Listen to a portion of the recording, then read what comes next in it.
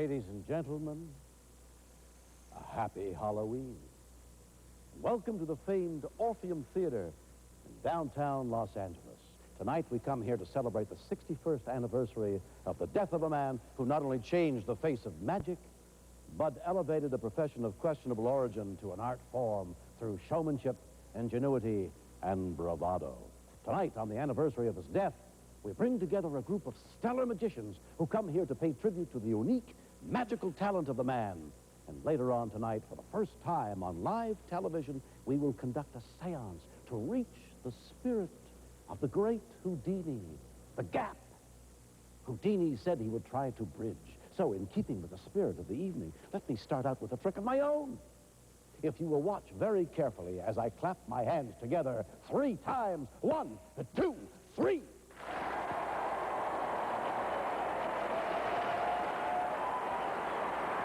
Magic! Well, that, my friends, that was a camera trick, accomplished by matching the pre-tape piece we shot earlier today with the live shot you're seeing now. We did it to call attention to the fact that that's the only camera trick you'll see tonight on this stage. Everything else you see in this theater, where Houdini was scheduled to play just before his tragic death in 1926, is happening live just as our audience sees it and just as you're seeing it at home. Now, it's time to get things underway. We begin, however, with an escape that almost took Houdini's life. He designed the escape. He even designed the poster. But when he tried to execute the buried alive escape, it was to be the closest call he ever had, and he vowed never to perform it again. Tonight, Steve Shaw, a young man from Houston, Texas, dedicated to the spirit of the master, will attempt to perform for the first time his version of this dangerous escape, this death-defying escape, buried alive. And because it is Halloween and a night when anything can happen, and probably will, we now switch live to Showtime's And at the Movies' Bill Harris, who is standing by with Steve, ready to risk his life on this Halloween night in the most appropriate of ghoulish places, a cemetery located somewhere in Los Angeles. Bill. We have followed entertainment stories around the world. The gentleman with me has made entertainment headlines around the world, from his native England to Australia to the good old US of A, and now we understand he's going to be buried alive. Buried alive, and not just buried, but shackled, manacled, and chained with 15 feet of chain. Steve Shaw, Houdini couldn't do it. Why not? I think Houdini died before he had the chance to actually do it. I'm not doing this to upstage Houdini. The man is a legend. He would have done this if he could have done it. Why can you do it and Houdini couldn't? He just didn't have the time. He started thinking about the buried alive escape, and he didn't have the time to perfect it and put it together before he died. You're known for mentalism, and suddenly you're doing a buried alive stunt. Why?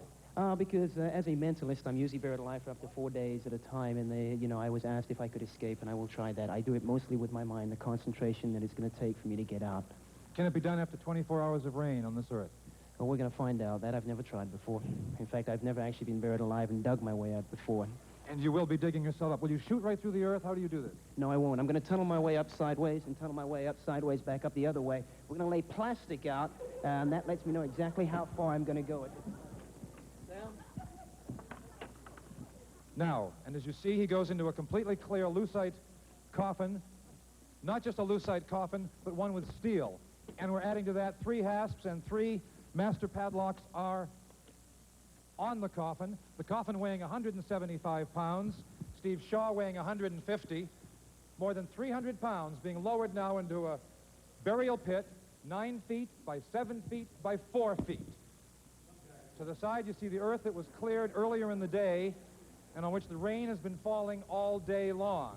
You have a good shot of Steve Shaw as he now attempts the burial alive stunt that confounded Houdini himself.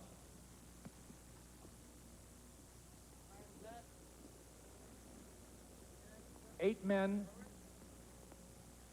very, very gradually, lowering Steve down 9 feet into the ground,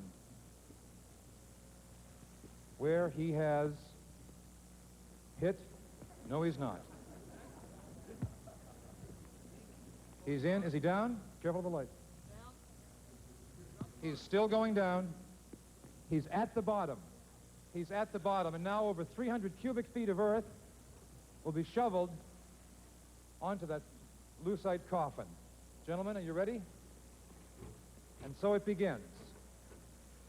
One of the most dangerous aspects of the stunt relates to the weather all day today and the fact that we've had constant rain. What should have been light sand is now heavy, heavy sand. Steve told us that he won't actually be shooting up from the ground, but will be burrowing his way from side to side and finally up, if indeed he's successful. Because if he just shot directly to the surface, the earth would come back upon him and crush him. Are you okay there? Okay? Okay. And so one of the most dangerous, one of the most spectacular stunts in the history of magic and illusion is now being attempted. The stunt Houdini himself failed doing.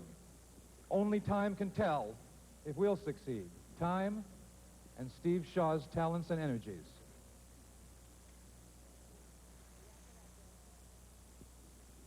The earth is going. We'll be back with a progress report. Bill Shatner, it's back to you. Thank you, Bill. Although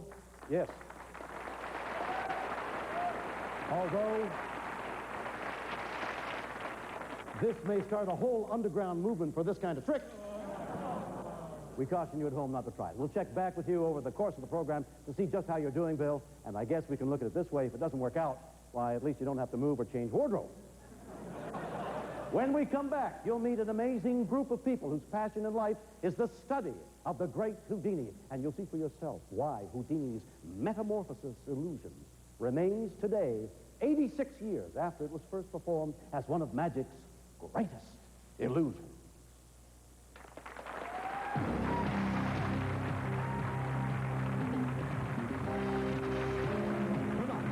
Live from the Orpheum Theater in Los Angeles.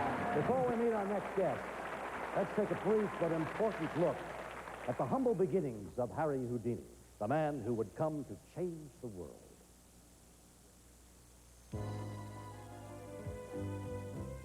We do know that he was born in 1874, the same year as Winston Churchill and Robert Frost. But whether the date was March 24th or April 6th depends upon which calendar you believe.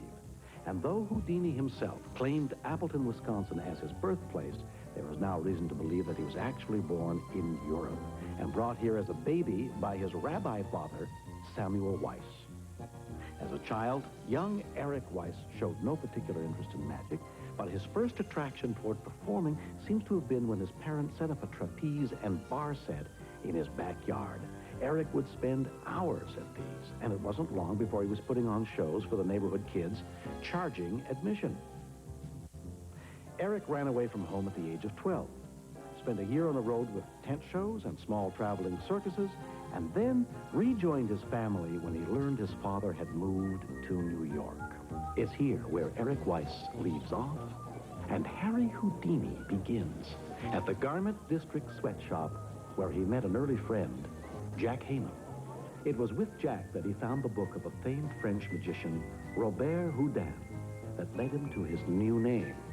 And it was also with Jack that he developed the trick that was to elevate him to the rank of the world-famous metamorphosis.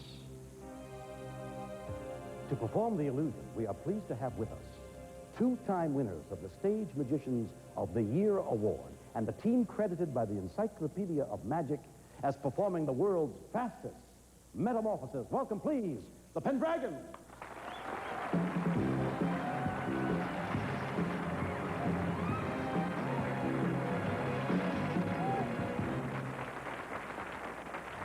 Metamorphosis, as performed by Harry Houdini and Jack Heyman, may be the most famous illusion in the world. Magicians everywhere are judged by their speed, creative approach to this illusion. Before we perform it, I'd like you to meet my partner. Magic can be a team experience, and no one knew that better than Houdini. After Houdini's partner, Jack Heyman, left the act, he met and married the woman who was to work with him for the rest of his life, on and off stage. Her name was Bess Rana, and her life intertwined with his, just as mine intertwines with my wife and partner. Allow me to introduce to you my wife, Charlotte Pendragon.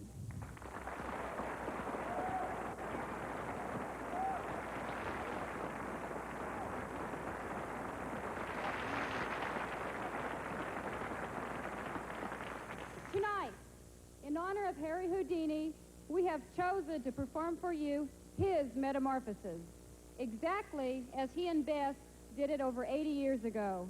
But first, to authenticate our performance of the illusion, I'm thrilled to show you one of the original trunks used by Houdini to perform the effect. It's being loaned to us by our dear friend, John Gunn, and he's also a noted collector of Houdini memorabilia. And Mr. Shatner, Well, yes. if you will please time the speed at which we perform metamorphosis. Anything you say, Mrs. Pendragon. And now, our tribute to Houdini, Metamorphosis.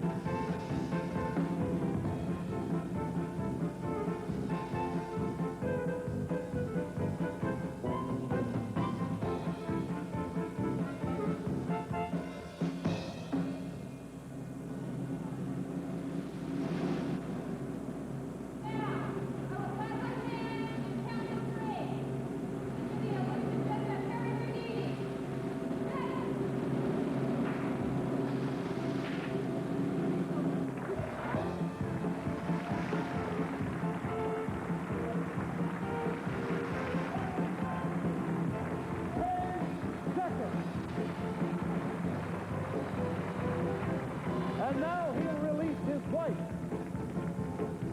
And I can understand why he would like to release his wife.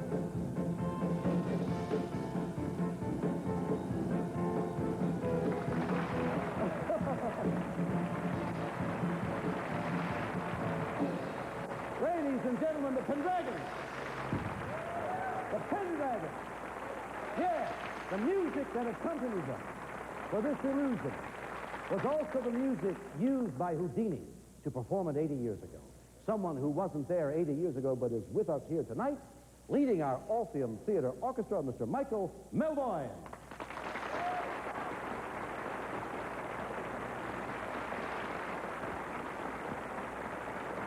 And while we've mentioned the Orpheum, how about this magnificent building we're in for tonight's show? Theaters like this are being destroyed all over the country. What a shame it would be to lose this one. This theater is like a Jewish mother. Look at all the guilt. From now from 1900 to 1987, in an instant, please welcome back the Pendragons.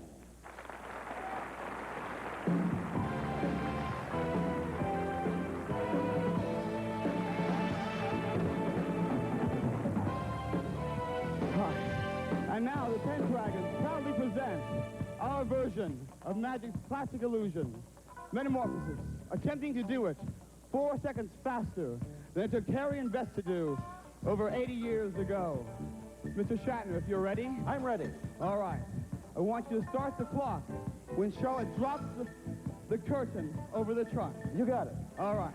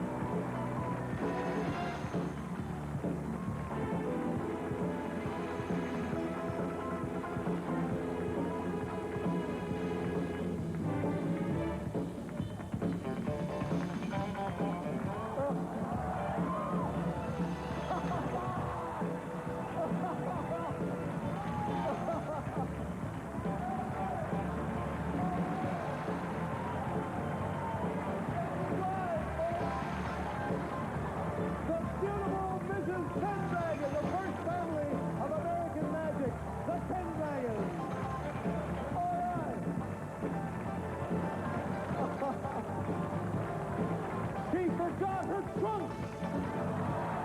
In a little over an hour from this stage where Houdini would have appeared had he lived, we will attempt a fresh contact with the great magician. And to help us in our quest, please meet the first participant in our seance.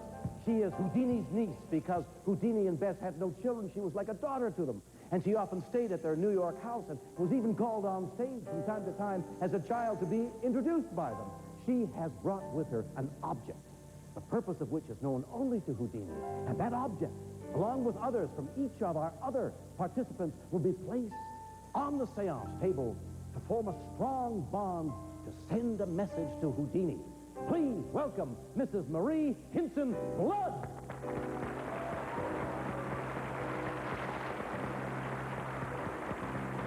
Mrs. Marie Hinson Blood. Marie will be back when our seance takes place, and when we return, we'll learn more about Houdini's rise to the top and meet Dean Gunnarson, a death-defying daredevil who will rise to new heights for us. Stay with us and see Mrs. Pendragon's trunk. Though the metamorphosis was the first solution to bring Houdini into the limelight, it was soon to be surpassed by something else. Another idea sprung from the mind that always seemed to know what the public wanted and was ready to figure out a way to give it to them.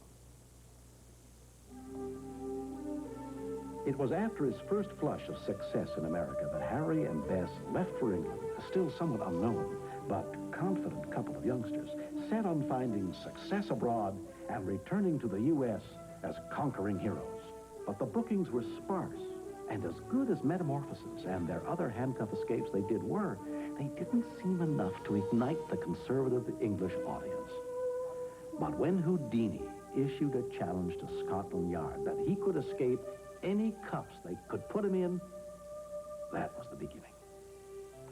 Realizing what publicity value, not to mention popular appeal, lay in challenging officialdom and foiling authority, Harry now knew he had the means to become world famous. And he did. Upon his arrival in every European capital, he issued a challenge to any and all takers to create an obstacle from which he could not escape. Then he went to the media and invited them to cover the ceremony. And that was that. Each evening, Houdini's exploits were splashed in newspapers across the continent, and seats filled faster than a flying deck of cards as people flocked to see this unique escape artist. He escaped from leg irons and manacles in Dresden, from police straitjackets in Berlin, and a seemingly escape-proof packing box in Essen, as well as astounding audiences all over Europe with similar feats. It was Houdini's ability to promote himself that led us to ask escape artist and Houdini devotee, Dean Gunnarson, to help us give a little promotion of our own. As Houdini had done exactly 72 years and 1 month before, we sent Canadian escape artist Dean Gunnarson to the corner of 8th and Hill Streets in downtown Los Angeles, 1 block from where we stand right now. That's where the old Los Angeles Express-Tribune newspaper building was. And from the accompanying photos, you can see what Houdini did there. Let me read. While the greatest street throng in the history of Los Angeles gazed on in awe, Houdini, the Orpheum's wizard of escape, defied death and freed himself from a regulation police straitjacket while suspended in the air, head downward, in front of the Express-Tribune building shortly after noon today. So that's what we asked Dean Gunnarson to do. Let's take a look at the scene of 8th and Hill as it was Thursday morning, when Dean became our Houdini in getting the press to take notice of our show. Here's Dean arriving at about 9 o'clock in the morning, Thursday, and being greeted by the crowd that had begun to gather an hour before he got there.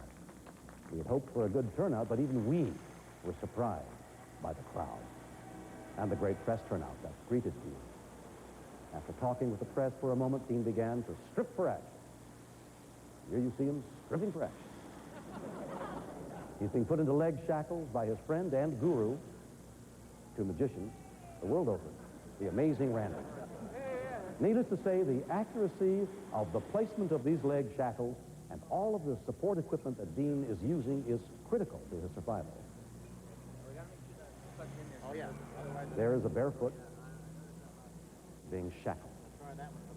Hands tying him in. And now Dean is being put in a straitjacket with the help of a Los Angeles city policeman who hasn't had too much experience.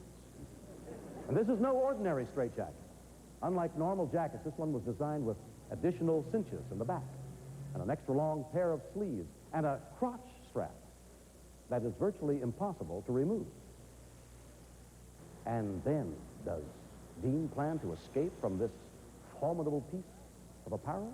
Well, folks, I think we're just about to see.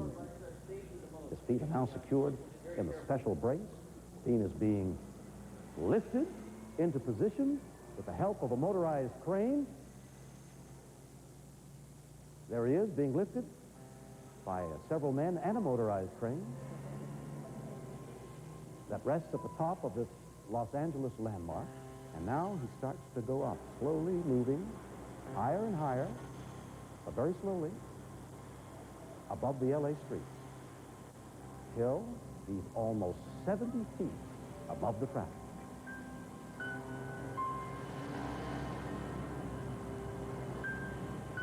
Dangling by a cable, head down.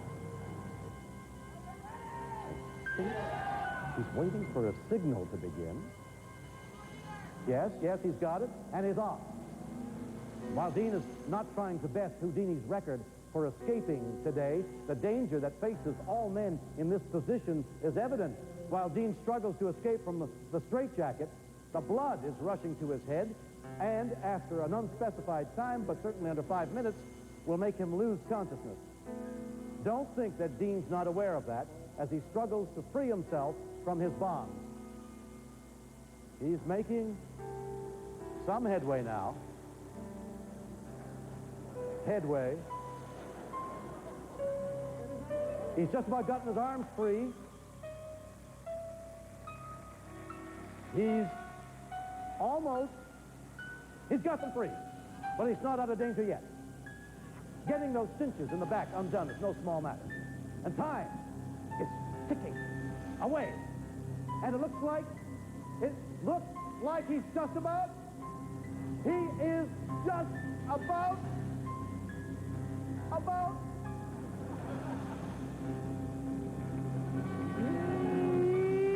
yes, he is about, he is almost,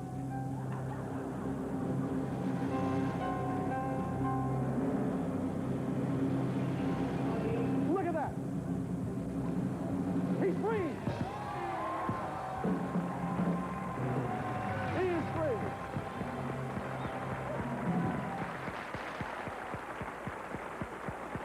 And that was Thursday morning. And now, here live with us to accept your grateful applause, ladies and gentlemen, please welcome Dean Gunnarson.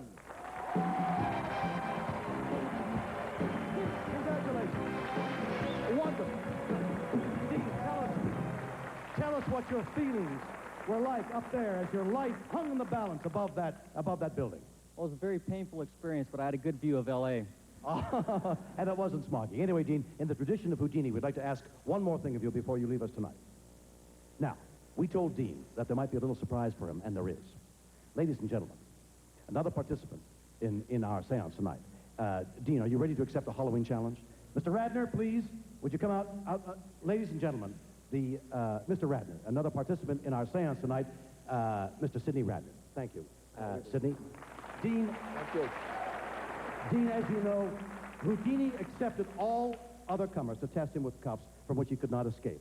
Well, thanks to Sid Radner, we have these two sets of cuffs that were actually used by Houdini under similar circumstances in performing over 80 years ago with the help of these other two gentlemen. Over here, Police Chief Bill Reese and Assistant Todd Gunnarson. Assistant to Todd Gunnarson. What do we have here? We've got a postal bag here with a lock on it and some it's securely situated. All right, Dean, you're going to get in that bag and you're going to put the cuffs on. Is that correct? These are two pairs of handcuffs taken from my collection. They have not been seen by Dean at all until right now. Put them on, Dean. Nobody's been in them since Houdini got out of them about 80 years. Nobody has been in them since Houdini. Get the bag out and start searching them. Okay, we start searching them first? Where are you a police chief at? South Pasadena. South Pasadena. Would you, Mr. Gunnarson, would you please take off your boots, please? My boots? Take off your boots, yes. I'd like to check the bottom of your feet. This is a real policeman, folks. Okay, very good. See the other one? Good. I'm satisfied. You're satisfied. Are you satisfied?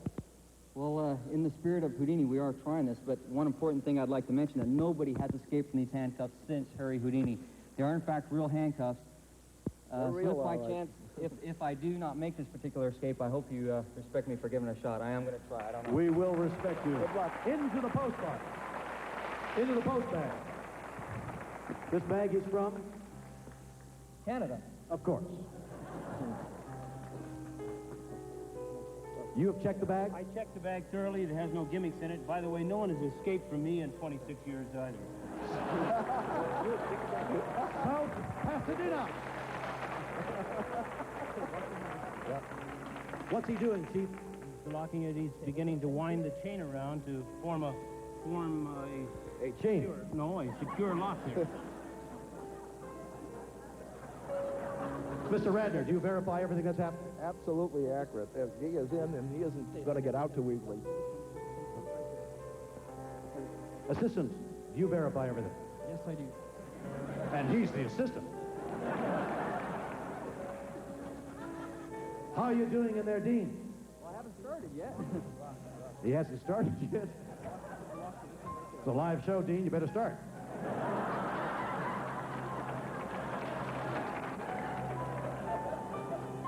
He's putting the lock on.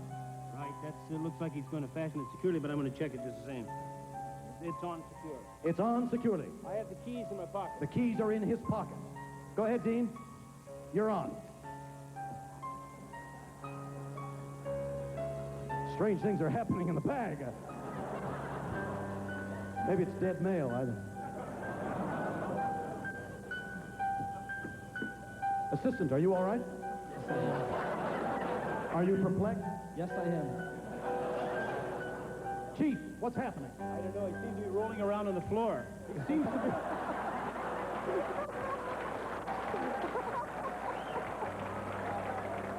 I'm sure he was a detective. Sid, what's happening? I think he's getting out of the handcuffs. You think he's getting out of the handcuffs?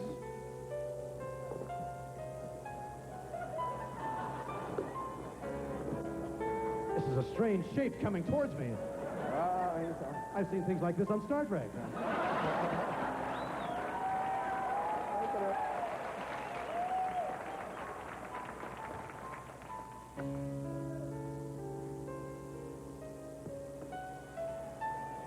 Come on, Dean!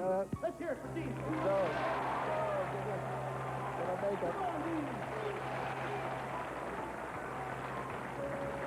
I see a hand, a hand. That is a hand, isn't that That's it? a hand that's out. He's out of the handcuffs. Chief, what do you make? I don't know. He seems to be doing pretty well. I'm hoping that he'll get out very shortly. So am I, Dean. There he goes. Yes! Dean Gunnarson! Yes, Dean! You're all right. Cloying with me. Congratulations. Ladies and gentlemen, a hand for Dean Gunnarson. These are the handcuffs. Incredible. Before we go live to the cemetery, where about 33 minutes ago we buried Steve Shaw alive. At least he was alive then. Bill, can you walk over to some people on the site and have them bring us up to date on Steve's Hello, progress? Bill? Yes, Bill. Bill Shatner, we are still here, and I have to tell Hello, you that the Bill. moment... Sorry, William. The moment Will you check with the people on the site to verify for us what's happening there? Don't trust me, huh, Bill? Right, I've seen you on cable and I don't trust you. Have you been watching this? Yes. Have you seen any tomfoolery? No. Have you seen any breathing apparatus? No. You seen any help anyone go underneath? No. Just filling the hole. Is this amazing? Yes, it's great. How about you, sir? No, I haven't. No? This is pretty great. Can this be done? I don't know. We'll go find out. Okay. How about you, ma'am? I hope so. You hope so. We hope so, too. I must tell you, Bill, that the moment after we went off camera, 40 men and women from the production crew rushed. Men and women have seen everything, rushed to the side of this pit to watch it being covered in. And at this very moment, we are hoping that Steve Shaw is alive and well and coming up later in the show. Back to you, Bill. Thank you, Bill. When we return, a perfect trick for Houdini's return from Europe in 1904 was every bit as triumphant as he may have dreamed it would be 4 years earlier. And he repeated his successes in the U.S. and became the best-known and most respected magician in America. Using his promotional sense, he crisscrossed the U.S., playing the Orpheum circuit like the theater we're in tonight and thrilling crowds everywhere he went. His press clippings preceded him and convinced bookers to play him and play him long, and Harry and Bess achieved fame, power, and money. He expanded his repertoire of escapes to include any kind of container known to man, often linking himself to well-known companies who produced things that he used to escape from. In a way, he was the first show business act to tie in with sponsors, and he did it all. But as with many men who were bigger than life, there was a dark side to Harry, too. Harry had always been interested in the mortality of man. As a man the public perceived to be flirting with death every night and twice on Sunday, there had to be a strange side to Houdini.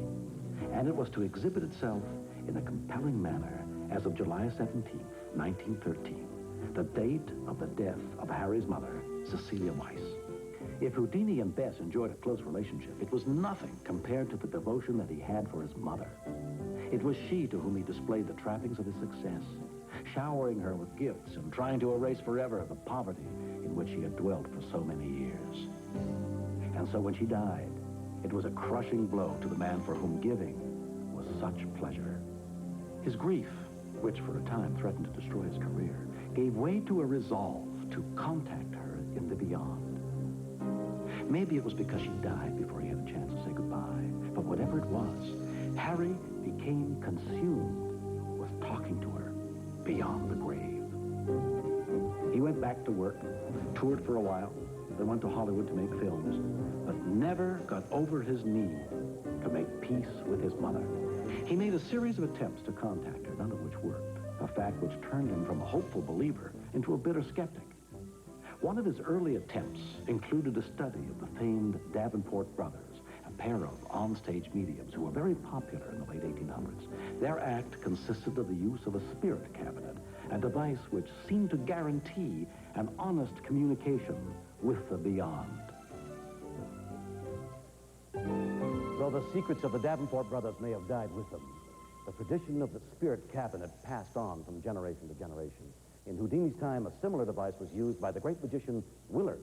And today, Willard's daughter, Frances, and Glenn Falkenstein still perform a true version of the cabinet. It is interesting to note that Frances originally performed this trick with her father when she was a child. It has come to be a magician's magician trick, and we present it to you tonight because it helps set the stage for our upcoming appointment with the beyond. Ladies and gentlemen, please welcome Glenn Falkenstein and Frances Willard as they perform the Spirit Cabinet.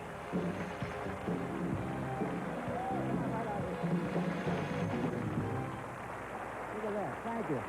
Thank you. A member of the audience who will help us perform the trick. Glenn? Thank you very much. Pleasure to meet you. Thank you, and nice meeting you. This is- If you'll stand right over here. Over Bill. here, yes. Thank you very much. How do you do? Frances brings with her some cotton cloth. I'm going to give each of our assistants or committee a piece of cloth. A piece for you, sir, and a piece for you. Thank you. Now, Frances, if you'll hold out your wrist, please, would you do on that side as I do on this? Come up from the bottom and make 2 knots. Would you, sir, make 2 knots for me? You can make those knots nice and tight. Yeah, one more knot. And? Don't be afraid of cutting off circulation. Okay? Thank But you. gangrene will set Now, in. behind your back, please, Frances. Good. And Bill, if you'll step right over here. Over the to shoulder. here? Yes, you can watch right over here. Okay. Then tie your wrists together. All right.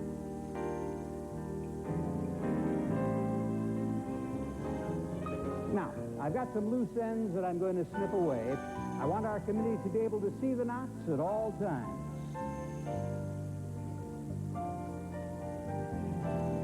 And let me add a piece to her wrist now, because I want a piece long enough to go around the board inside the spirit cabinet, for we'll be nailing Francis to that board in just a moment. We're tying Francis up. Now, Francis, one more around your neck, please. And Bill, would you make 2 more knots? Yeah, but not quite as tight as you made the first 2. I do want her to be able to... Oh, you enjoy your work, I can tell, okay? I don't want her to be able to slip it up over her head. Good. You'll never slip that. Francis, inside the spirit cabinet, please. And my committee would join me now around the back of the spirit cabinet. For in the bucket, I have some hammers and nails. I have a hammer for each, and a bag of nails. One to nail her wrist to the board, the other her neck. There you are. And here's a hammer for you, sir. I'll nail her neck if you'll nail her wrist. Okay? And Mr. Baltenstein will show you. Good. Bill, would you put a couple nails here? I'll nail and her. A couple here, please. You look like a neck man here. Would you put a couple nails on each side right here? You're going to hammer the nails all the way into the board. Put your fingers, okay? All the way in. One more right there. Put the excess nails back in. Excellent. We got a couple carpenters here. Put them back in the bag. Leave the hammers right here on stage, please. Okay. Thank you. Now, we've placed 2 chairs on the stage. The chairs are for you each to sit in. And notice the chairs are arranged so our friends can see completely around the spirit cabinet. Their job to make sure no one enters or leaves that cabinet, especially from the rear. Not only necessary to mesmerize the lady. Francis, you've been preconditioned to sleep. Your eyes, they're getting heavy, getting heavy. I want you to sleep. Sleep. I'm going to lower the curtain now, and I'd like you to keep your eyes at the top of the spirit cabinet. For many people will say that they see what appear to be spirits or apparitions dancing right here at the top of the spirit cabinet. Watch. Spirits, are you there? Spirits dancing right there at the top. Watch your head. Watch your head. Gentlemen, walk in the spirit cabinet, please. Check the wrist. Make sure the wrist's still tied, still nailed to the board. Nothing Next, here. lift up that curtain all the way in the back. She is tied. I'm telling you, she is tied. I know what you're thinking. You're thinking perhaps there is some way for Francis to make these manifestations herself. Yes. Not so. And I'm going to prove it. I'm going to put one of these young gentlemen in that cabinet and hold the lady. They said Funny, you. I was thinking the same thing myself. Get in there. Now, sit right next to the lady, please. Okay. Good. Now, in order to tell if Francis is making any movement at all, I'd like your right hand on top of the lady's head. Firmly on top of her head. Okay. Your left hand on the lady's lap. She's tied securely, is she not? Yes. What? Good. Shucks.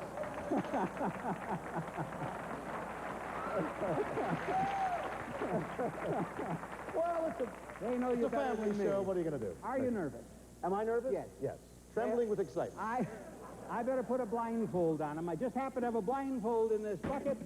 Let me just put this over your eyes. You know, if he were to see something and it were to frighten him, he just might hurt himself. Yes, I might. Running from the spirit cabinet. Or Francis. Keep your eyes at the top of the spirit cabinet. Watch. Spirits, are you there? Spirits dancing. You'll be glad it wasn't you. All right, keep your head. Oh, my goodness. Would you just stand? Just stand. Watch yourself. Look at this. All right. What happened? A nice hand. You okay? What happened? Let me go. Something strange come over me. I'm going to sit right down here, sir. Thank you very much. Something cool. This time, I'd like to borrow... May I borrow your suit jacket, please? Yes. Now, do you have any objects in the pockets? Nothing. Any knives, forks, spoons, salt shakers, nothing in the pockets. Thank you very much. Watch this very closely. Watch. Spirits, take Take that coach. Be quick. Up, you're going to see something you're not going to believe. Gentlemen, walk in the spirit cabinet, please. Check the coach. Make sure they lift up the curtain all the way around. All the way around. Walk over here. Come on over here. Come here, boy. Come here. Come inside. Put it right here. Put it right here. Off the side. Francis Williams. Tied secure, I promise you. Side. Francis, how to bring it away. Feel fine. 1, 2, 3. There she is, the lovely Francis Williams. Just your big hand. You just take this off. There we go. Thank you very much, sir. Thank you very much. Now, it's time to meet another member of our distinguished panel of seance participants. He is the owner, curator of the famed Houdini Museum in Niagara Falls, Ontario, and one of the world's leading experts and collector of Houdini material. Welcome, please, Mr. Henry Mueller.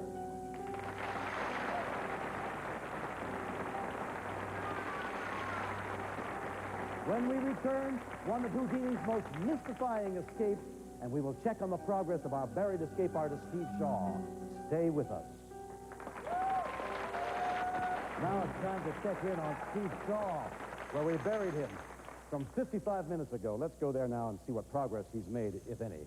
Bill Harris, can you bring us up to date? Bill, when you think of it, every child's nightmare is spending Halloween night in a cemetery, and here we are. There were 21 burials today at this cemetery. We have the only one that requires an ambulance. We also have the LAPD, we have the fire people here, and we have paramedics. Now, under tons of earth, under the direction of David Paul Lord, Steve Shaw's assistant, we are assured everything is as well as it can be, and only time will tell if Steve can make it and come out well. We will be here, we'll be watching it until Steve comes out a success, or we have more to report to you. Back to you, and let's hope that the chains can't hold him. Thank you, Bill. We'll be looking forward to the next progress report. Thank you. Ladies and gentlemen, the next segment of the show was to have been Houdini's classic milk can escape, performed by the Amazing Randi, the magic consultant on this show.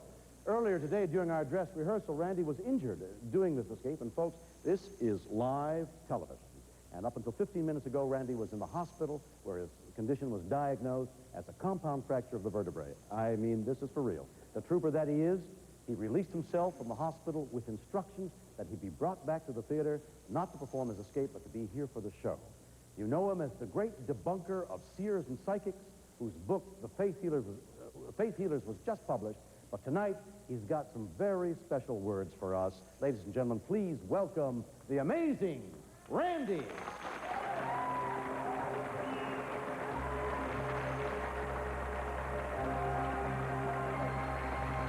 Jim, amazing.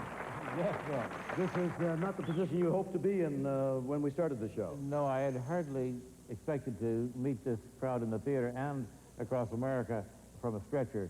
I had just returned from the hospital, and they told me that I have a double compression fracture of the vertebrae, and it's not something I recommend you undertake as a hobby. It was done, as you said, during the milk can rehearsal, and ladies and gentlemen, as I was in the hospital, I suggested to the producer of the program that perhaps he would ask Dean Gunnarson, our young escape artist who has already proven himself to you, I think, beyond any shadow of a doubt, as a great artist. They asked him if he would think of undertaking that escape, and he agreed to do so. They rushed me in here. I've had not more than 7 or 8 minutes of conversation with Dean, but I have every faith that what you're about to see, not only a first, because he has never done this before and never received instruction in it before. Again, I do have faith that Dean Gunnarson is going to amaze all of us, and I'd like to introduce him at this time from Winnipeg, Canada, once more, ladies and gentlemen, Mr. Dean Gunnarson.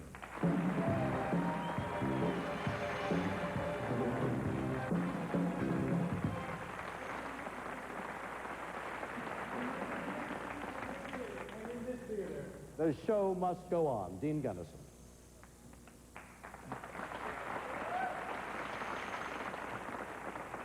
Earlier on in my career, this was one of the escapes I swore I did not want to do due to the dangers involved. Now, especially to the children at home that are going to be watching this, please do not attempt this escape or any other escapes you're going to be seeing here tonight. You don't operate on anybody unless you're a doctor, or you don't fly a plane unless you're a pilot, so please do not play with this. Now, this is an escape that Harry Houdini made famous, and not many magicians have duplicated this, except for Mr. James Randi. And tonight, I'd like to dedicate this to the greatest escape artists alive since Houdini, Mr. James Randi and Harry Houdini.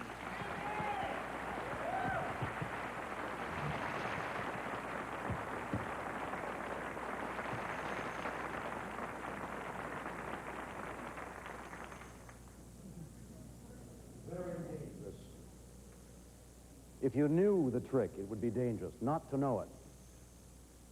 And to do it tonight in front of a live audience.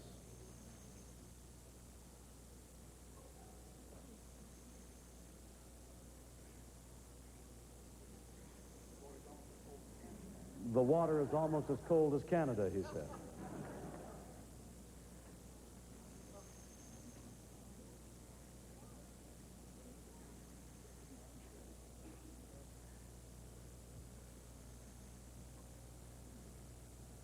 He's got to escape from that milk can. He's going to be immersed underwater. If you take a breath with him on his last breath and see if you can hold it as long sitting in your seats as he will have to get out of that total immersion, you will understand the hazard of this magic illusion. Ready? Take a breath.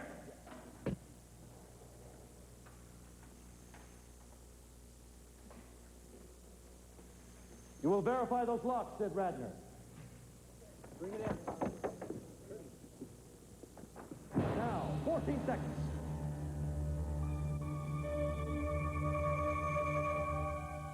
He's been under 20 seconds. Hold on to your breath. See if you can hold it. See if you can hold it as long as he will have to.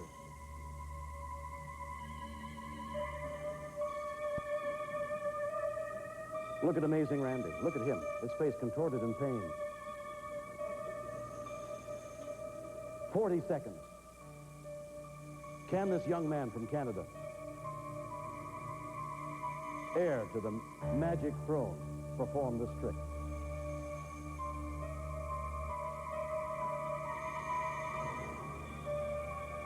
"57, 58 seconds. 1 minute.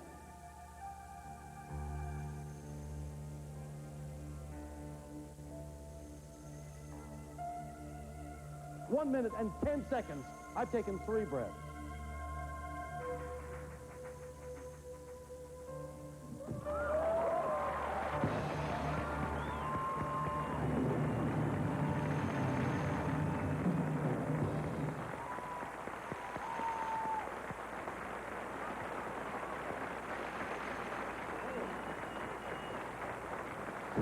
Watch his back, Dean.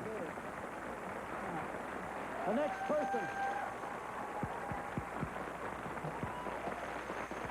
person to join our inner seance circle is a man who also has a lifelong interest in Houdini. Though you may not know his name unless you're in the magic profession, you've seen his work nearly every time you see a magic show with some spectacular illusions, because that's what John Gone does. He creates and executes for some of the magic's biggest names. Tonight, he leaves his tricks at home, but brings with him an object that he knows Houdini will recognize. Would you welcome, please, Mr. John Gone?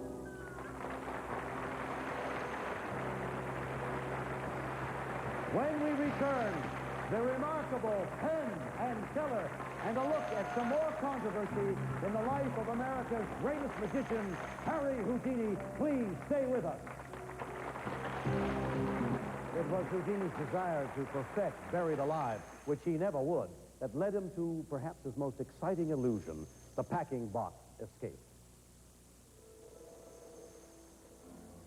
In this escape, Houdini would first be manacled, placed in a packing box that was then nailed shut, and finally placed in a river, a lake, an ocean, any body of water that offered the greatest immediate jeopardy. As he moved closer to perfecting the packing box escape, it became a much different escape than Buried Alive, but it definitely captured the attention of the public in the various cities in which it was performed. The city of some of Houdini's greatest triumphs was also the city he called home for much of his life, New York. And that's where we go now to join our next special magical guest. They are right now, they're preparing for their Broadway show, which opens November 24th, as well as their new movie, Penn and Teller Get Killed. Will you please welcome Penn and Teller?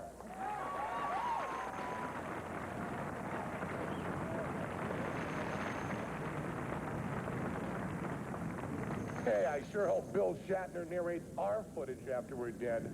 We're Penn and Teller. We are not part of this so-called tribute to Houdini. There are liars on this show. We are not a part of it. What bigger lie can you imagine than the so-called duplication of Houdini's greatest feats?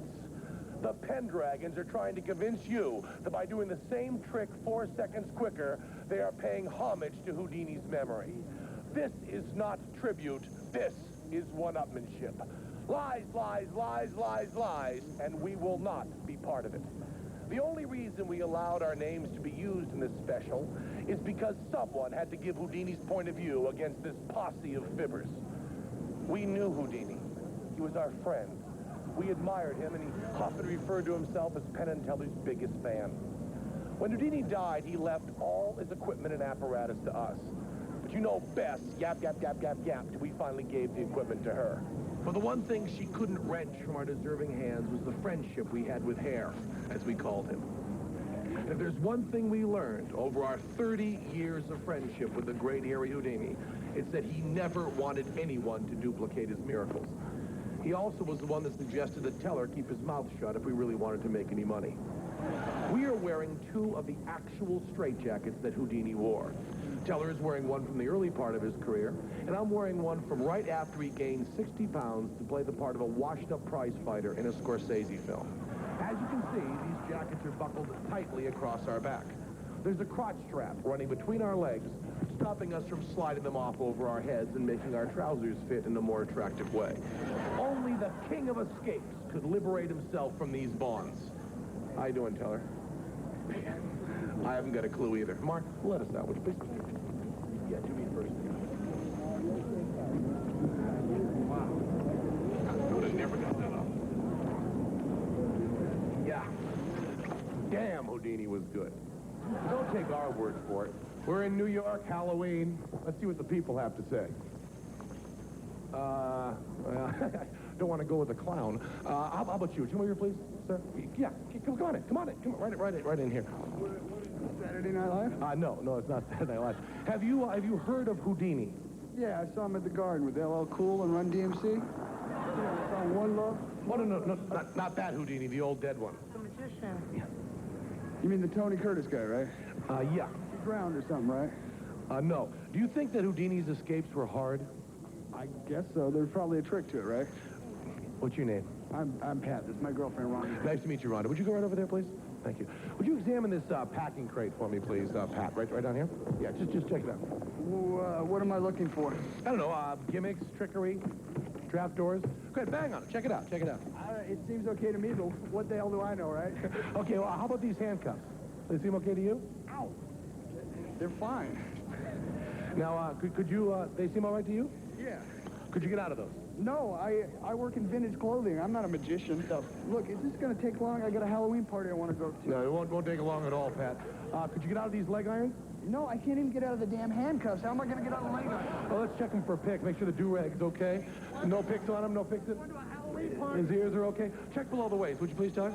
Okay. But Houdini would have done it completely stripped. Mark, come on. Okay. I'm not Houdini. Bend over. No, it's okay. Just relax. Bend over a little bit. No, well, come on. Somebody call the police. Get out. Come on. In the box. Now, that's a padlock. No. Anybody can pick a padlock. Let me out. Help! Okay, these are 10-penny spikes. Let's see you get out of this. When I get out of the trunk, I'm going to nail you, buddy. Yeah, how's your position to give orders? These are 10-penny spikes being put into the thing. Help, Rhonda! Help! Oh, help me, Rhonda! Help me, Rhonda! Houdini never cried for his girlfriend. Shut up and let me out of here! You shut up! You're in trouble, buddy! I think you're the one that's in trouble. Ow! Come on, you guys are killing me! Get a good over here, too.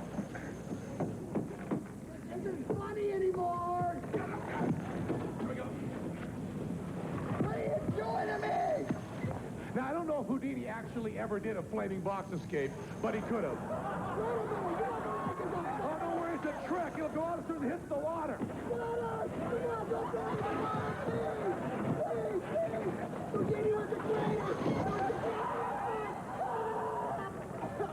Not as easy as you thought now that you're in the box, huh, smarty pants?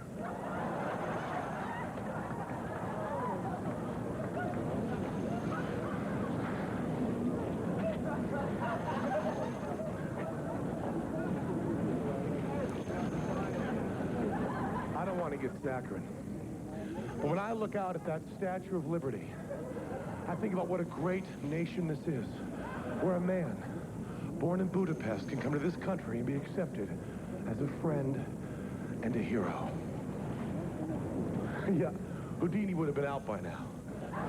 It's 61 years since Houdini's death, and the people that loved him, Penn and Teller, are giving a humble, teary-eyed tribute to the immigrant that we loved. Give me your tired, your poor, your huddled masses yearning to breathe free, the wretched refuse from your teeming shore. Send these, the homeless tempest-tossed to me. I lift my lamp beside the golden door. We loved you, Hare, our friend.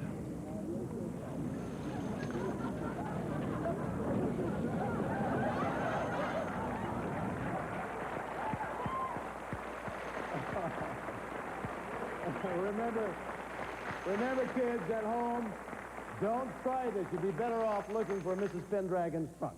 All right. When Houdini would perform his escapes, oftentimes he would invite a member of the press to examine his shackles and cuffs and all those things to ensure the honesty of the situation.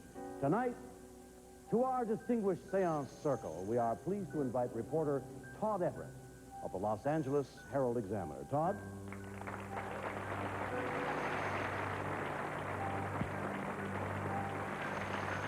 When we return, David Copperfield will join us and take a look at Houdini's film career.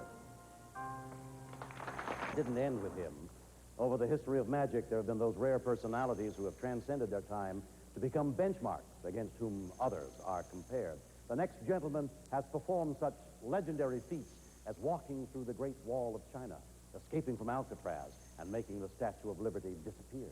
He is considered by many to be the greatest magician of our time. Ladies and gentlemen, please welcome David Copperfield.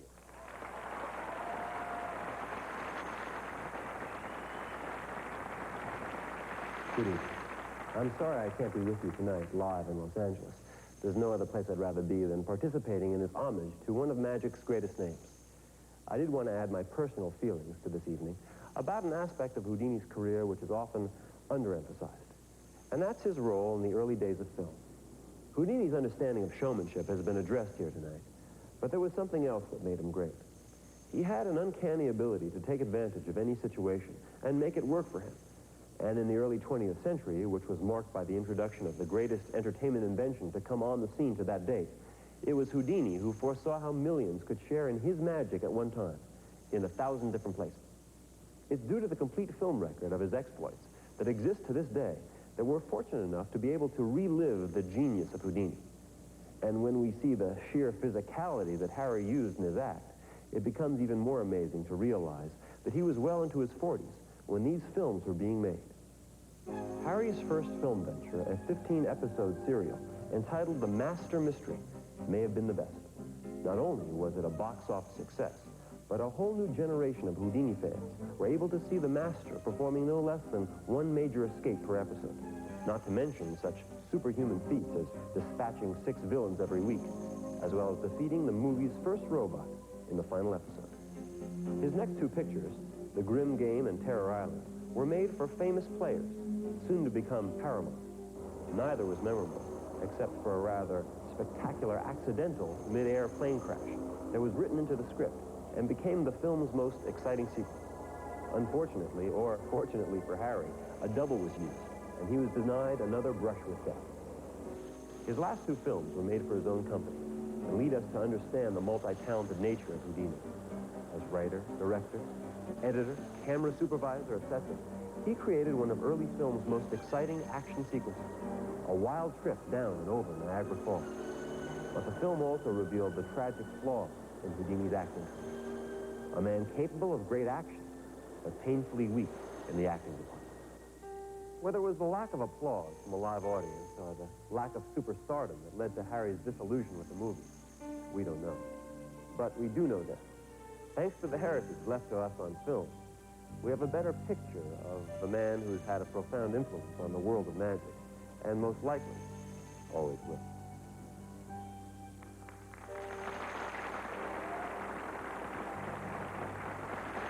The period following Harry's Hollywood experiences was not a happy one, and once again he turned inward. A founding member of the Society of American Magicians, Houdini receded more from public view and went through another soul-searching period. One of his earliest rivals, and one of the few who matched the fame of Houdini, was the great Blackstone. Carrying on the Blackstone tradition today is Blackstone's son, who is here tonight to provide some additional insight. It is my extreme pleasure to introduce Harry Blackstone, Jr.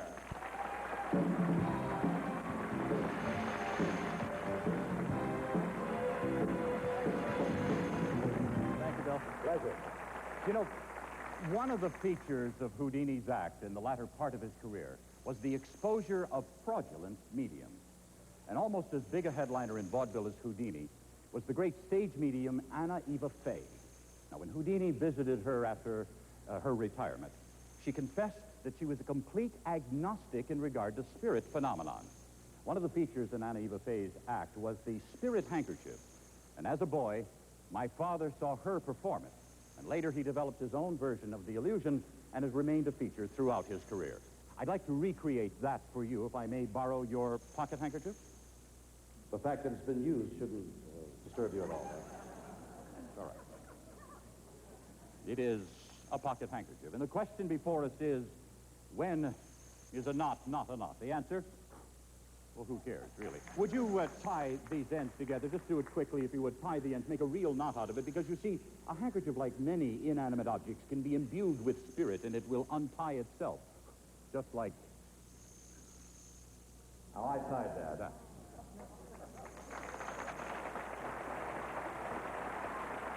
When Anna Eva Faye would present her moments of magic, and in the Blackstone tradition, we have this spirit cabinet. As you can see, it's empty as a gravedigger's heart. Yes.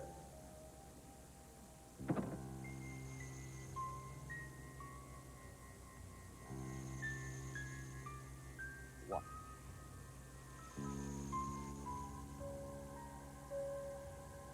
And now, we call upon the spirits.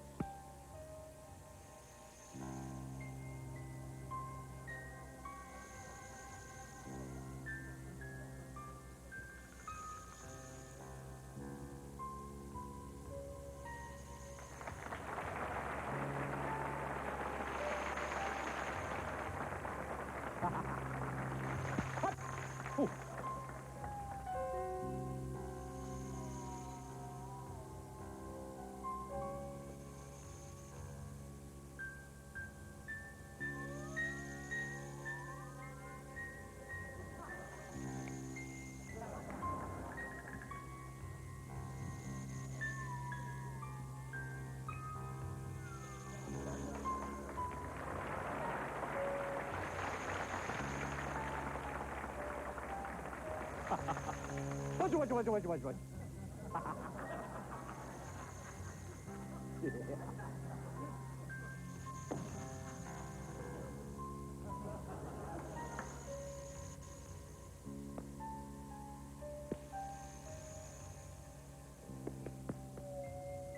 There, killed it.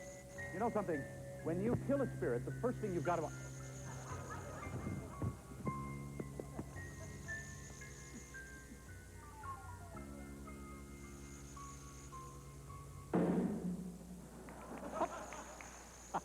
A little dance music, maestro.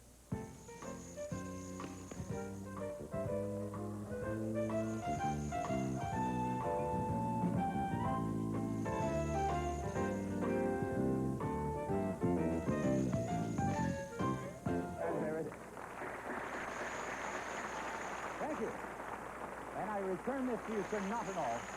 And And while you are here in our theater, don't remove that knot from the handkerchief, because if you do, then the spirit could escape, if you see what I mean. Thank you very much, and thank you for watching.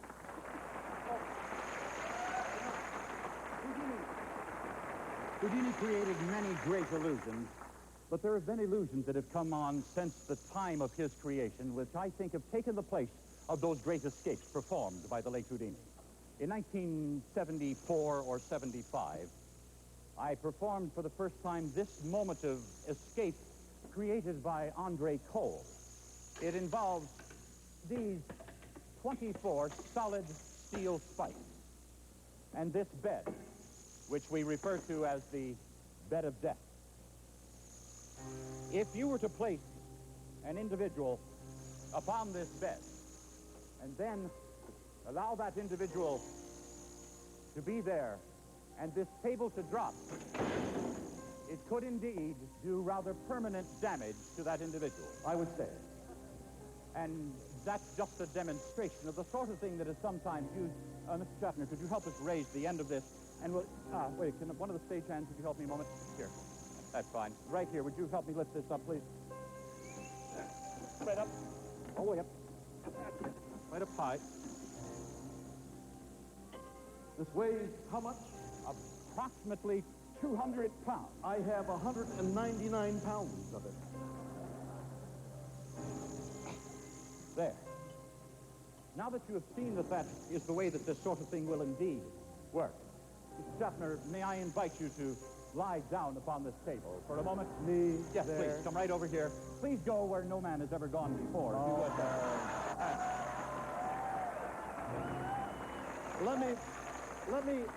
Let me put it this way. Right.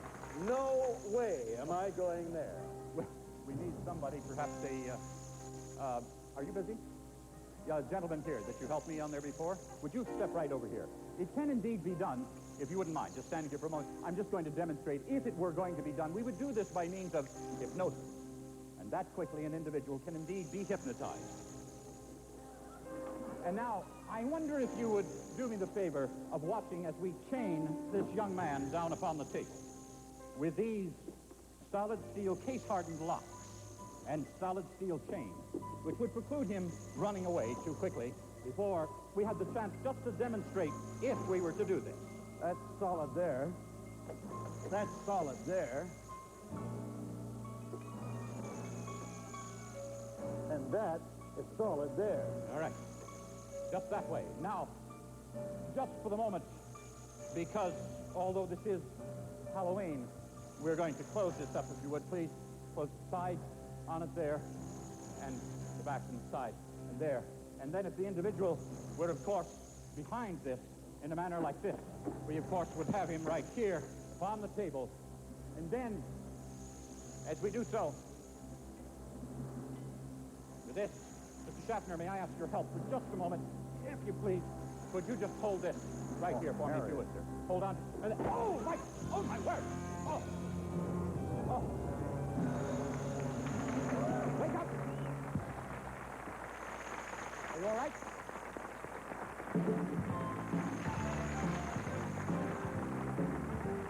Harry Blackstone Jr., the greatest. When we return, we'll prepare for our appointment with the Beyond and a little closer to Earth check once more on our buried escape artist, Steve Shaw. Stay with us. And now, before we go to Steve Shaw and find out if he's going to get out alive, a short story, and one I certainly didn't want to mention earlier to Steve, but one that as a student of Houdini he must know. It was here in Los Angeles in 1915, perhaps even as a build-up to the appearance he made at the Orpheum, that Houdini made his early attempt to perform the buried alive escape. It was the one time that the man who had conquered air, land, and sea had a memory lapse, a near fatal one. And we speculate that there in Santa Ana, under 6 feet of earth, isolated from everyone, perhaps more tired than usual, he panicked, lost his legendary control, and lost the air that he could use almost at will. Whatever happened, and no one knows, he almost died. His only diary entry reads, tried out, buried alive, nearly did it, very dangerous, the weight of the earth is killing. And what is Steve Shaw thinking? What will his diary entry be? And will there be an entry for October 31st, 1987? Let's go back to the scene to see if we have a happy finish to a most dangerous escape. Bill, we are here again at the cemetery, and I must say that we had a report of movement, and at the moment I have nothing to show you except heavy, heavy rain on this most incredible night. First of all, we've been standing beside a man buried alive, and second, we've heard you getting great laughs. What a combination. There is not, and we don't know, you see, Steve Shaw told us he would not come directly up shooting out of the earth. He would be burrowing, and we don't know even where to look within the plot of ground where he's under 300 cubic feet of earth. We had said at the start that the trouble was going to be the moisture and the extra weight it put on top of both the locked coffin and it put on top of Steve Shaw as he would be burrowing his way, hopefully, to safety. No, and now there is none. And now there is none. The man fought handcuffs. He fought 15 or 20 feet of steel chain. He fought 3 master padlocks on the locked coffin. He fought the dirt. He fought the dirt and the weight, and even now he might be fighting for breath, and we can do nothing but wait, as we are doing and continuing to watch. We have 30 people spotting around, and can you see the hole? The dirt has fallen in, and dirt has fallen in. Does he need any help? I have no idea. Steve, and there is movement. There's movement. And you are not going to believe. Steve Shaw. All right.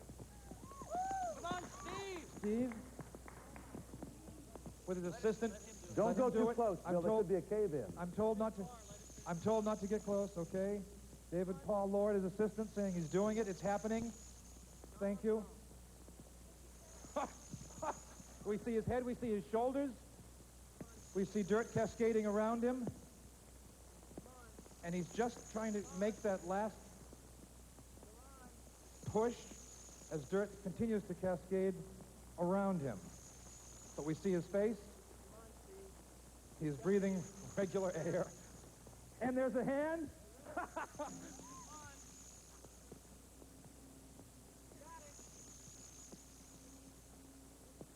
And it's done.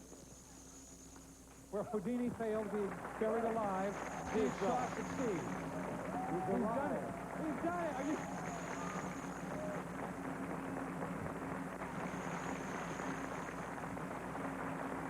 Unbelievable. Unbelievable. David Lord, his assistant. It's obvious we're not going to get any speech. And we throw it back to you, Bill Shatner, a success.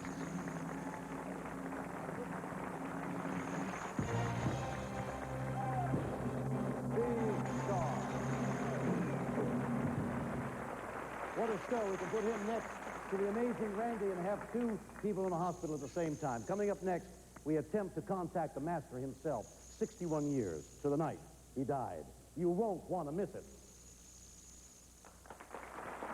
Harry Houdini died on October 31st, 1926. Performing in Montreal, he was hit in the stomach by a McGill University student who wanted to test the legendary muscular control of the magician. Though he recovered from the blows without any apparent problem, in fact, the student had burst Harry's appendix, and by the time it was discovered several days later, peritonitis had set in.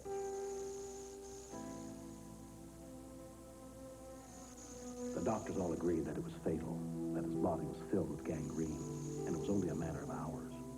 But they hadn't figured on Houdini, once again ready to face death and laugh in its face. But this time, death would be the winner, and though he struggled for a week, it was apparent that the end was near. As he lay dying, he summoned Bess and whispered to her the secret words by which she would know if he could communicate from beyond the grave. And still he clung to life. Finally, with his brother Dash and Bess at his side, he died on Halloween, exactly 61 years ago today, playing one last trick. It fell to Bess to continue the legacy, to maintain the legend. And maintain it she did. True to his life, in death she perpetuated the myth, armed with the message that only she knew, she attempted to communicate with her husband many times through mediums, ministers, etc.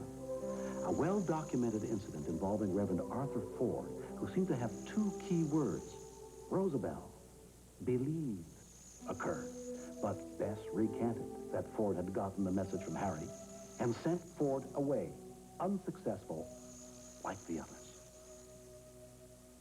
But each Halloween, Bess made a serious attempt to reach Harry. For 10 years, she held private vigils with articles from his life, hoping against hope to receive some message.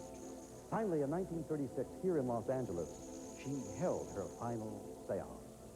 Tonight, 51 years after Bess Houdini blew out the candle and proclaimed that her quest to reach her late husband across the veil had ended, our journey begins. Now it's time to meet the man who will hopefully help Houdini across the sands of time and space so that he can visit with the faithful among us who have spent so much of their lives dedicated to his memory. He is the president-elect of the Society of American Magicians, a post which Houdini held in 1921, and he is also the head of that organization's occult investigation committee. Like nearly every magician you've met tonight, he entered the world of magic because of a fascination with Houdini. And he is here tonight as a man with an open mind, with a willingness to learn. Would you please welcome Mr. Bob Steiner.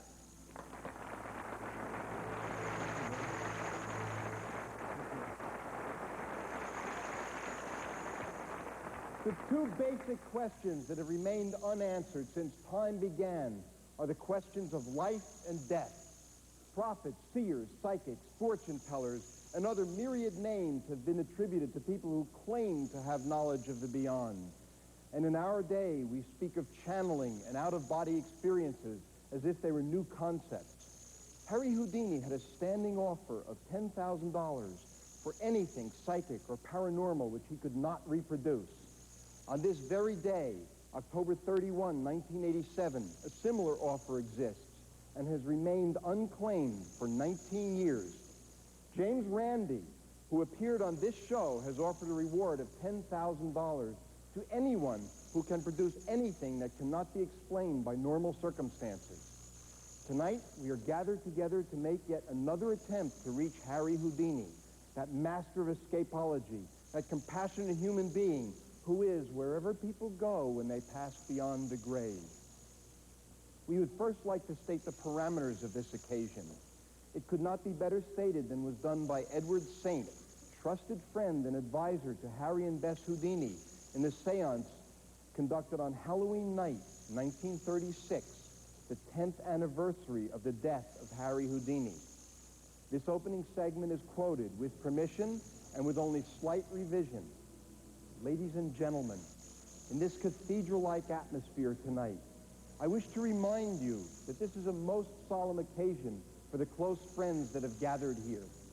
That this 0 hour of the 10th anniversary of our departed friend is fast nearing an end, and that the results of tonight are primarily of a personal and private nature only. No attempt is being made to sway the world or to convince the skeptics, one way or the other. Thank you, Dr. Saint, from across the years and over the grave, from 1987 to 1936, for the use of your words in that introduction. And now, ladies and gentlemen, we shall make our attempt to contact the departed spirit of Harry Houdini.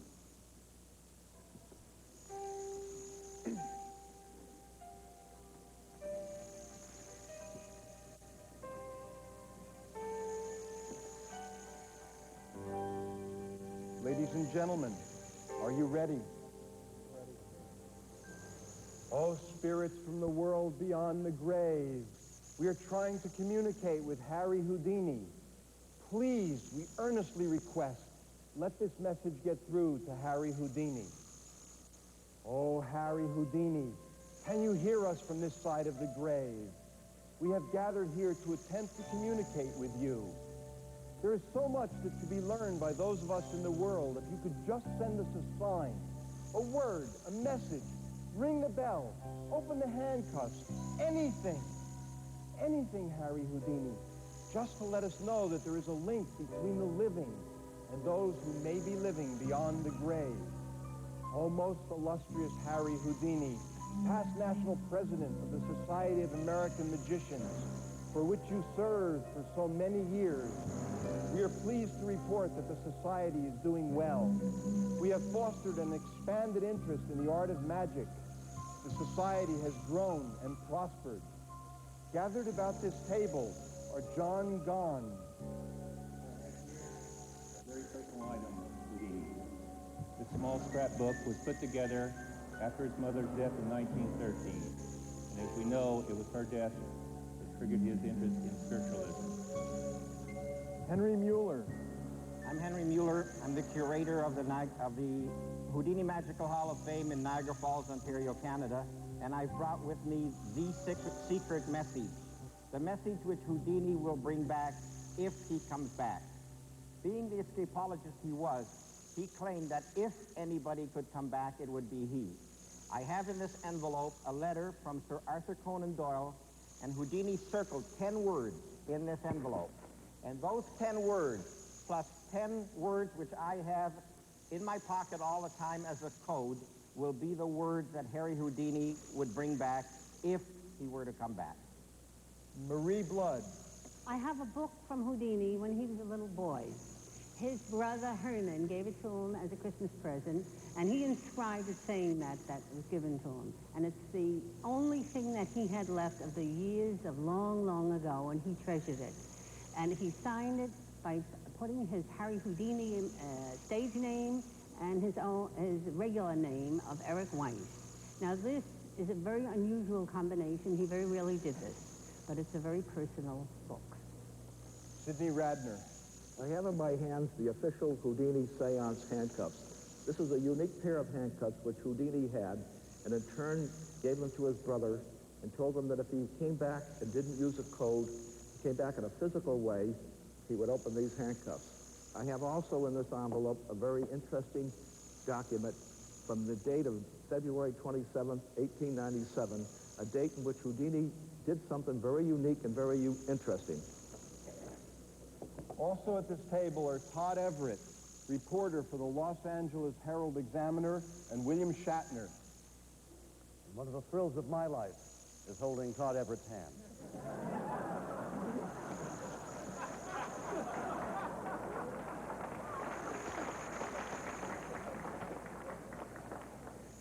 Assembled on this table are many items, any one of which we would be pleased to have you activate as a sign. The search for the truth about communication with the spirits is a driving passion in your life. So it is with all assembled here this evening. Please, Harry, we shall have to take your sign, or the lack of a sign from you, as strong evidence as to the existence or non-existence of spirit communication. Are you there, Harry Houdini? Can you hear us? Please, give us a sign. Anything. Anything. Several of us have brought sealed envelopes to this table. If you can tell us what is within them, that would be a significant sign. Harry, in all fairness to you and to the concept of truth which you love so dearly, the lack of a sign must also be taken as being significant. If we hear not from you, we must of necessity conclude that the failure tends to indicate that the claimed communication does not exist. Please, Harry, we want to believe.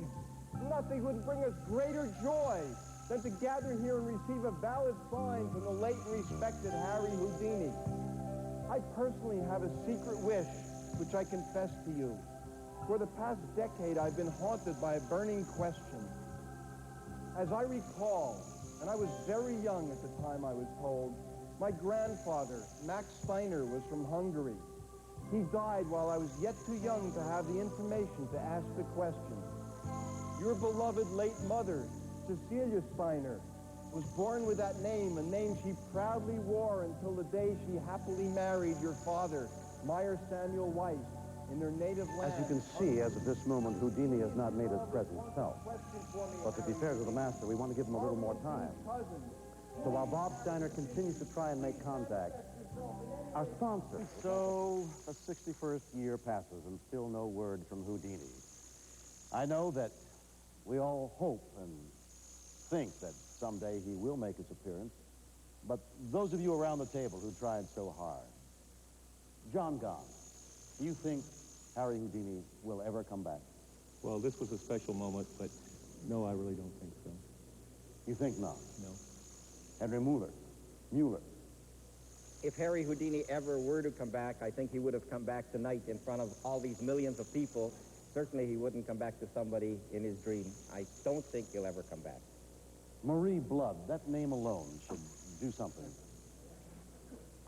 Mrs. Houdini loved Houdini so much, and he loved her. And she tried for so many years to contact him, and he didn't come back. But he would have loved this.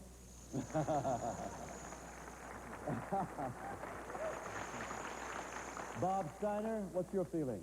I feel that serious scientific attempts to check this out are a good idea. However, until there is some evidence, you waste your life and you give up your self-esteem if you follow the mystics. Do not follow it. You are hurting yourself if you do. Sidney Radner. I believe that not coming back, that Houdini is doing exactly what he would do if he were here, and that is to debunk the mystics who make these claims. So he continues along in his career. And Todd Everett, who gives a new meaning to the words roving reporter. What's your feeling? Thanks, Bill. See you after the show.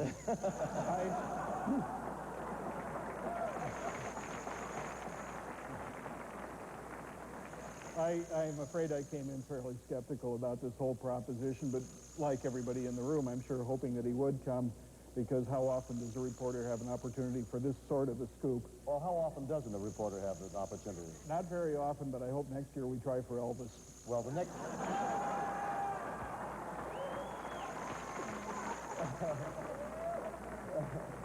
Well, the next scoop you might get will be at the ice cream counter at the party afterwards. Well, thank you, everybody, very, very much. You have shown the audience what a seance is, what a seance might be, and you have done marvelously. Now, I want to go to the one remaining man who is lying in his bed of pain. Bill, Amazing Randi. I thank you for that. Again, I wasn't expecting to attend a seance in quite this position, and I wasn't able to check up on much, but one thing that does interest me greatly is that a lot of religious folks sent wires, telegrams, phone calls, letters to this program. We didn't come up with anything, and we certainly didn't invoke any demons or devils. You know, if you could, I mean, we could work it with a number of people here. You could get out of that bed, out of that stretcher, and levitate. Maybe I should really And look make up a your good way- faith healer and have him strike me on the forehead. Maybe that would be something. Gentlemen, thank you so much. I want to thank you for coming here from all over the country, and I hope we can get the chance to do it again. And you folks, we'll be right back. Thank you. Thank you. A wonderful evening, and so passes the 61st Halloween since Houdini's death. Still, we have no visible sign that he has communicated from beyond. But perhaps somewhere, over there, Harry Houdini, nay Eric Weiss, looking down with a big smile on his face. Because he has achieved an immortality of an even more personal nature. His achievements are etched in the monuments of magic. His praises are sung everywhere a magician steps on stage to perform. And his legacy lives far beyond the corporeal form that was buried in the Machpelah Cemetery 61 years ago. As long as a child is dazzled by his first card trick, as long as the puff of smoke signals the arrival of a rabbit, and as long as we dream about the impossible, Houdini will live. Thank you, and good night.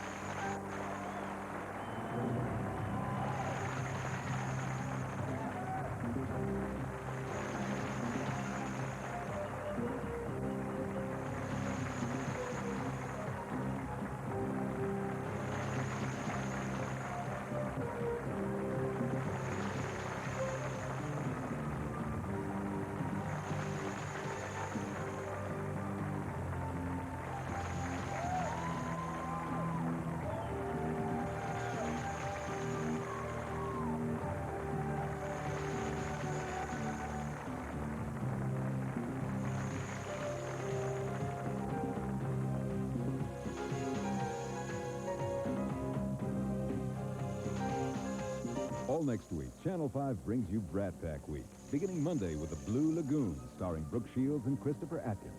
This is Larry Van Nuys inviting you to stay tuned for news at 10, followed by Saturday Sports Page next on Channel 5.